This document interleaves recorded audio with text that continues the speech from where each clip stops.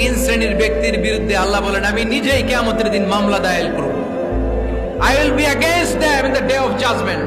Three categories of people I will be against them in the day of judgment. তিন শ্রেণীর লোক কিয়ামতের দিন তারা ছাড় পাবে না। আল্লাহ বলেন আমি নিজেই তাদের বিরুদ্ধে মামলা দায়ের করব। এর মধ্যে এক শ্রেণীর লোক হচ্ছে রাজুলুন ইস্তাআজারা জিরান ফাস্তাউফা মিনহু ওয়া লাম ইয়াতি আজরা।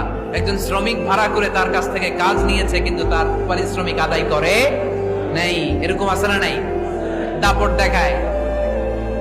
দেখায় ইউনিভার্সিটির ক্যান্টিন গুলোতে, ইউনিভার্সিটির ক্যান্টিনে যে খায় মাগার বিল দেয় না, এরকম ডাকাইত আছে না নাই? চায়ের দোকানে চা খায় পরে দিমু বিল দেয় না, আছে না নাই? দোকানে যে পণ্য কিনে বিল দেয় না পরে দিমু, আছে না নাই? কিয়ামতের দিন আল্লাহ তোরে মাস্তানি ছুটাবে, চিল্লা এখন ঠিক কিনা? আনা খাসমুহুম, আমি নিজেই তাদের বিরুদ্ধে মামলা দায়ের করব। কথাটা কার? এজন্য